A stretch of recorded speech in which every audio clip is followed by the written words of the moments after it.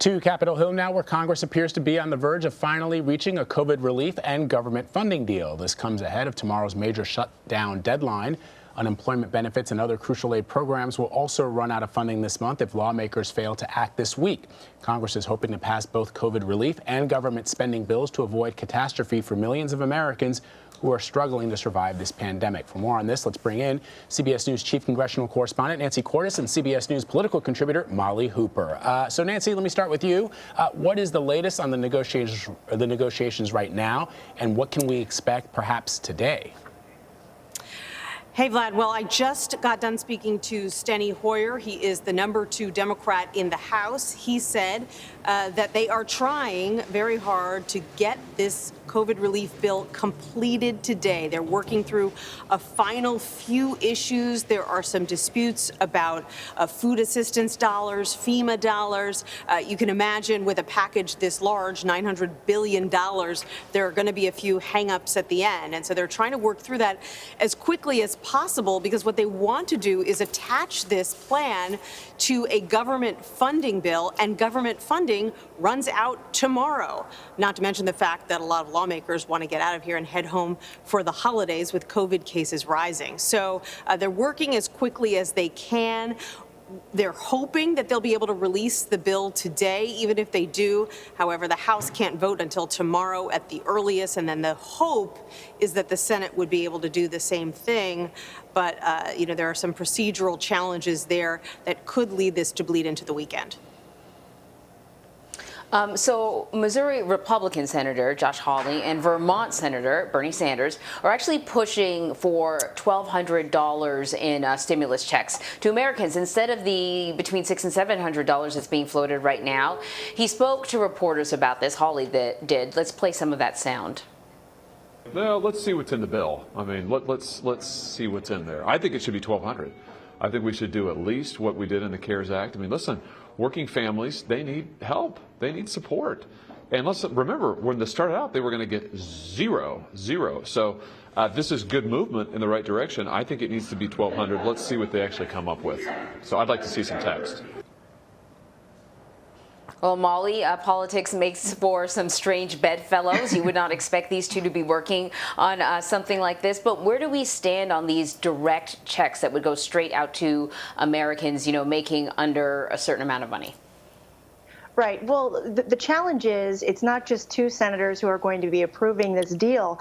You have 535 members, the House and the Senate, who need to essentially agree on this. Not all of them, obviously, but in the Senate, it's particularly important to have a lot of buy-in, or else that measure can be filibustered. But it looks like the $600 to $700 figure for stimulus checks fits within that overall number that this bipartisan group came up with of $908 billion. The goal was to keep the entire economic stimulus package under $1 trillion so that it appeals to those Republicans in the Senate who did not want to go over, and remember this summer, they didn't really want to go over $500 billion for a stimulus relief deal. So Hawley and Bernie Sanders are saying that they're going to fight for that $1,200 stimulus check. However, I'm not sure if they will be able to rally enough members, Democrats and Republicans, to back that idea and include it in the overall stimulus package. Because, again, it's not just the stimulus package that Congress is going to be voting on. As Nancy said, that package will be added to a $1.4 trillion omnibus funding bill to fund the entire federal government.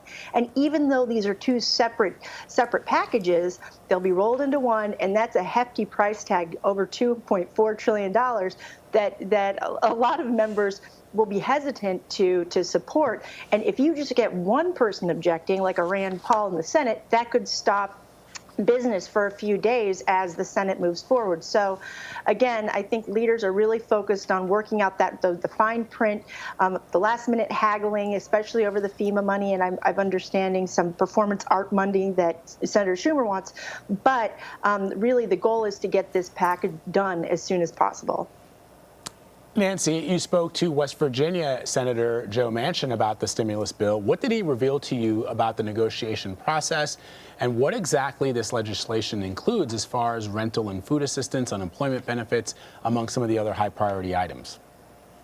Well, Joe Manchin is flying high right now because what the leaders are discussing is essentially based on the framework that he came up with, along with about 7 or 8 other moderate Democrats and Republicans who have been negotiating for 2 months when we really didn't see any action on the part of the leaders in the House and the Senate negotiating directly with each other. So it was really this group of senators led by Mitt Romney on the right, Joe Manchin on the left, that kept this alive, kept the hope alive for a major relief package at a time when economists and the Federal Reserve Chair and so many lawmakers were saying, we need to do this. People are suffering and it is hurting the economy. So yes, it is going to by and large look like what Manchin and Romney and the rest came up with. It's going to have food assistance. It's going to have rental assistance. It's going to have money for schools. It's going to have money for testing and tracing and vaccine distribution. It's going to have money for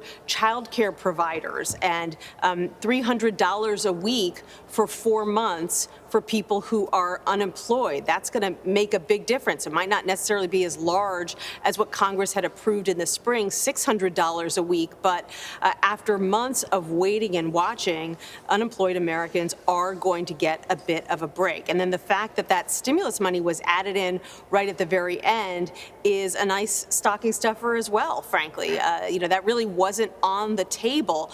But once state and local funding fell out of this package, it was just too controversial. That left the leaders with a pot of about $150 billion they could play with. And this is what they decided to do with it, is to issue another round of stimulus checks, about half the size of those $1,200 checks that went out in the spring, but still money that a lot of hard-hit families could really appreciate this time of year. Molly, I want to switch gears a little bit and ask you about California Senator Dianne Feinstein. There have been reports, some of her critics and former aides were questioning her cognitive abilities associated with her age. She is now responding to that. She told the LA Times, quote, I don't feel my cognitive abilities have diminished. So, Nancy, we had all spoken about this before, I think maybe last week when the story first came out. Molly, it doesn't seem like the senator agrees with what some of her friends and critics have observed. Why is this significant? Well, this is significant. I've covered Capitol Hill a long time. And I remember covering Bob Byrd and Strom Thurmond at the end of his career. And both of those individuals, they're gentlemen. But we didn't hear these critical stories, or we didn't see these critical stories about their cognitive decline. And towards the end of their careers, compare what they were saying towards the end of their careers to what Dianne Feinstein is saying now.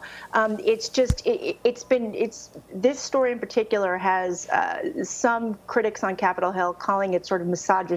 Why are we singling out this woman? But on the other hand, Dianne Feinstein was playing a very visible role over the past 2 years as the lead Democrat on the Judiciary Committee, whereas those other individuals, Strom Thurmond and Bob Byrd, were largely not. They were out of the limelight. And when Dianne Feinstein is leading her Democrats on the Judiciary Committee, a very important committee that has been in the spotlight over this past year and 2 years to be exact, that's a tough position to be in. And you need somebody who's, generally you need somebody who's quick-witted and sharp. And for most of her career, Dianne Feinstein has been that way. But again, there had been some criticism over the past few weeks, and remember, essentially she said she would step aside as the top-ranking Democrat on the Senate Judiciary Committee, making way for another Democrat, Dick Durbin, to step in. So this article came at a very unusual time, and it's sort of getting mixed reviews on Capitol Hill. And Nancy, let me ask you about President-elect Joe Biden's inauguration. We are learning that it will mostly be virtual. What more have you learned? Right. We're being told to anticipate that it will have more the feel of a State of the Union rather than your typical inaugural. Not when it comes to the setting. Obviously, it's still going to take place out on the west front of the Capitol, as we've seen for time immemorial, where the president-elect will get sworn in at 12:01 p.m. on January 20th. It won't happen like a State of the Union does in the House chamber, but it will have a much smaller attendance. Akin to a State of the Union, lawmakers, cabinet members, other dignitaries, family members of the president-elect and the vice president-elect. And that's about it. And those people will be distanced. They won't all be able to fit out there on the west front of the Capitol. Some of them will have to sit below on the National Mall. You might see a good portion of the mall actually blocked off so that the public can't come down and witness the inauguration in person like they normally would. They're being encouraged to watch at home. I think there will be some pre-produced video elements along the lines of what you saw during the Democratic National Convention when they had all those clips that had been put together beforehand. The goal, I'm told, is to enable people who are at home to feel like they are experiencing this for themselves while not feeling like they need to come down to the mall in a way that could expose them or others to coronavirus at a time when the pandemic is surging. Really good information from both of you, Nancy and Molly. As always, we appreciate it. Thank you. You got it. Thank you.